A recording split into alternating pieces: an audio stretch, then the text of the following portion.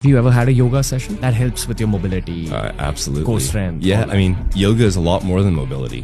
One of the things that I think people don't realize is yoga is a form of internal massage, right? It's not easy to massage your organs, right? You can massage my arm, but how do I massage my spleen? So I think a lot of the movements in yoga are actually about sort of compressing and decompressing the organs, stretching the organs. It's essentially a form of internal massage that helps those organs stay healthy.